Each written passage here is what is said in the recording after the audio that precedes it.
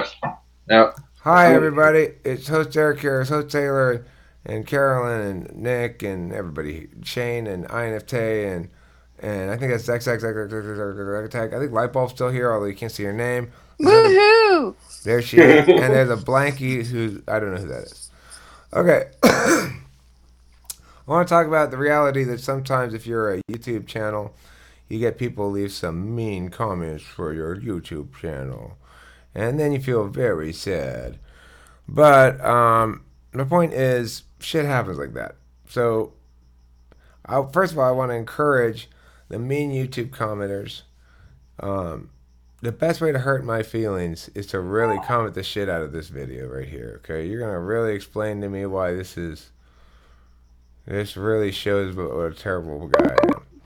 Oh, Eh, you did the PSA thingy? oh, I for gotta. fuck's sake, Nick, will you shut the fuck I'm just. up? I have never. There's never you been. got Nick, just fucking be. Tourette's, man.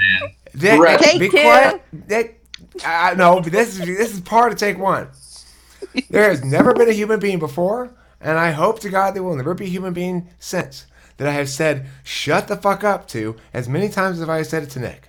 I must have said, "Nick, will you please shut the fuck up?" 500 times since I've met this man. And he's a debate coach. He works with kids constantly in middle school. Oh my god. That's the test group. That's like worst timing. Anyhow, as I was saying, the commenters are much not as cool as Nick, because Nick at least sort of tries to mean and do well, as depending on how his mood is and how many T-pills he's got in his B-tox. But the point is, commenters are mostly just actively malicious. Like they're trying to find as many possible negative angles to hammer as possible. And the question then becomes, well, what do you do about it? Well, my basic default answer is always, well, nothing. You don't do anything about it. You let discourse handle it. Either it's legitimate, in which case it gets engaged legitimately, or it's illegitimate and it gets ignored. But of course, there are additional complications to be concerned about. I mean, to a certain extent, somebody's negative framing of you, and particularly nasty personal attacks and stuff, you go, well, I hope people don't believe that, you know? But I have to rely on the fact that at a certain point, if you make enough outrageous claims, no matter how carefully you try to couch them in other terms, people will put two and two and two and two and two and two and two and two together and realize, oh, it's just a quack or whatever. Sometimes you got to reframe it and just point out that it's a lot of effort and time. You got to wonder who's going to be this consistently malicious in YouTube comments, and why doesn't he leave his mom's basement?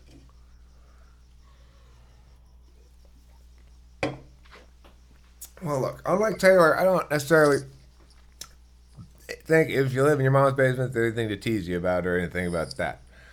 What I do think is that if if somebody's a random person, I don't know, leaves a bunch of comments, a bunch of negative shit. Well, of course, I know that no matter who that person is, no matter which time that's occurred, and it's happened plenty of times with different people, of course, the channel, the response has always been the same. Come, talk face to face, with the camera on, with the microphone on, and engage me like a human being, or engage Taylor like a human being, or whoever you got a problem with, or whoever you want to attack, or whoever you want to talk to. I don't think we could ever be accused of being guilty of hiding from those who wish to hold us to account. I mean, I could occasionally. Sometimes I am. But not around here, really. Sometimes, but not really. I mean, I remember when I fucking like when I made fun of Damon Gray, and then I felt like I just wanted to I don't want to deal with any of the consequences of that, and I kind of ran away. It's like Like, whoops. There you go. There's some honesty. Good job. there's an example of me running away from shit. But in general, I try not to do anything too bad. First of all, I mean, how bad could you get when you're just talking about shit and being honest? So I guess it can be pretty bad sometimes. You got some problems. Almost a joke. Like, hey, But how bad? anyway, I'm getting off point. The point is, what doesn't help is a big negative Nancy, who's negative Nancying up the Nancy floor. You know. But whatever, you deal with it. You gotta deal with it. I'm certainly not gonna fucking censor somebody. I don't think to either Taylor or I want to censor anybody at all, right? No, we're really opposed to that. Yeah, and I think everybody else is probably in general around here too, with a couple of beta quadra exceptions here and there, maybe, Gotta let the haters hate. or gamma quadra, whichever quadra likes authority. Is it Sometimes delta? leave it to Nick to make me question my own ethics on censorship.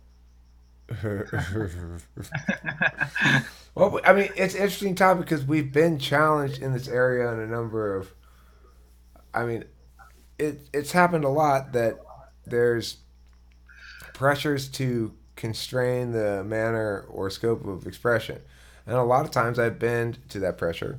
And a lot of times it's self imposed pressure or FE preference on my part where I go, oh, but people don't like it. And I think that when you're ENTPs on a platform like YouTube, that's as open as this, it invites sparring, see, that's which is good. Which is good, but not everyone can handle losing well. As we recently got a lesson. well, I mean, the thing is, it's not sparring what they're doing, commoners, first of all, because I I don't mean, I want think that it's off sparring. I think some of it does start off as a form of sparring on a lower level, testing the water. okay, but they're not engaging you to engage on point. So if I do ever engage him on a point, he's not debating honestly, right? He's just getting me to attack somewhere so he can go, ha, move, lift the ball out from underneath my If you foot. think about different levels of arguing or testing the Yeah, water, I agree with Eric on that. When somebody initiates like that, but okay. I mean, I could be wrong. Well, no, I can't. But I might not be totally right. Yeah, you don't have to be right. You just can't be wrong. I kind of see both. I guess I'm giving some benefit of the doubt there of people who maybe aren't willing to go all the way in and come and argue face to face with you or I, but do kind of want to test a theory or try pushing back a little bit. That's not him on testing any theories or anything like that. He is just there to elicit response so he can make you Yes. dance. That's all he's trying to do Yes. is make you dance. Hmm. And he gets Well, he, I barely bring myself to read them. well, I know he's having to play fucking massive concertos now just to get me to go ha cha cha. So it's a poor cost benefit analysis for him in terms of time expenditure. I mean, he can't possibly win the war of attrition. But I like the fact that even though it bothers me a little bit, that this is a place where people's comments don't get deleted even when they're complete fucking garbage. If you do make us delete comments, just kind of as a rule of thumb, I know that if I ever have to edit someone, if it gets to that level, I'll be super pissed that I had to edit someone. Just on principle alone. By editing, I think you mean like removing comments and Yeah. If I have to editing the body of and work. flow of how I think things should work, that's going to piss me off. Right. Well, because in a lot of ways, this is an area I think where you and I agree regarding living the world as it ought to be. Insofar as we're the authorities exercising censorship, we do so with great reluctance because otherwise, then it's not having an opinion about something else. It's about what we choose or actually choose to do and whether we exercise act in accordance with principles or not. It loses some of the purity or whatever. to violate one of your own rules, even if it's well warranted. At some point, it's certainly well warranted. No one can argue that. But it still bastardizes things unnecessarily. There is a breaking point for almost every single one of one's own rules, although maybe not all of them. But I personally am super lenient with myself on my own rules. I give myself permission to break any of my own rules whenever I so feel. well, what I do is I give myself permission to believe a justification for a while. See, and I don't need that. I bypass the whole Well, process. you're a little further developed in that area than I am. I still have to go through the justification self deception process. It's brief. Two wrongs don't make a right, Eric. Hey, but listen, it still has to be clever and new justification. I can't justify shit with an old justification. That wouldn't count. So if I can't come up with anything clever or new, then Then do you do that thing where you do the obligatory guilt for a minute before doing what you're going to do anyways? Like, oh man, I really feel bad. Okay. I shouldn't do this. Yeah. I'll feel guilty about it afterwards. Process. Or do you do the thing where you're like, I have to think about it when you know what decision you're going to make, but you just delay it? You just waste a little bit of time with the decision?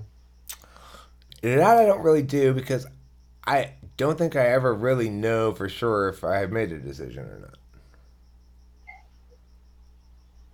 Well, you've made some decisions tonight about your future dates and stuff. That's I one did. place I keep trying to see you trying to make decisions about how you're going to or not going to physically engage women, which is why I keep saying, why would you start planning here when it's such an unnatural process for you? Well, how is he gonna get like any better in relationships unless he changes something? Because when you don't set rules or make decisions for yourself as a way of interacting with life, but then you decide to start doing it, it just doesn't seem like the right spot. Well, listen, the words I say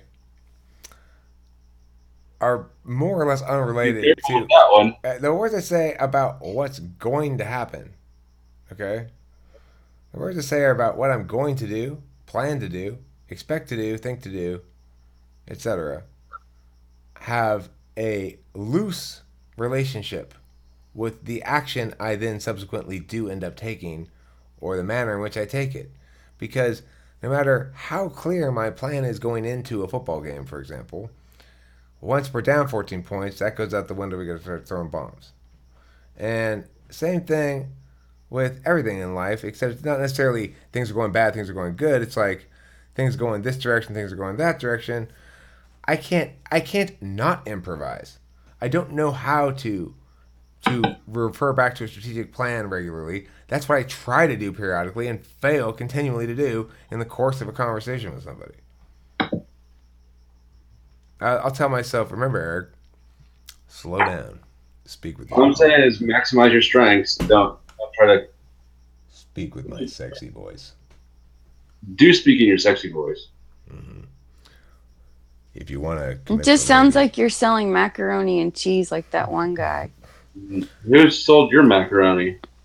light bulb. That's a bad joke, Taylor. I'm sorry. Would you like some macaroni and cheese? Yes, I would. I've got some in this box right here. This box. Buying some- He's That's talking how about his macaroni and cheese comes, Taylor. It comes in a box. box He said Okay. comes. with powdered cheese. Are you gonna make that into a sexual innuendo as well? I really like how we started out talking about unsolicited attacks and then led to Oh, yeah. macaroni. No, Oh, we're making a video. We're Yeah. making a video, and That that's was solicited text. how can This So, is yeah. much better.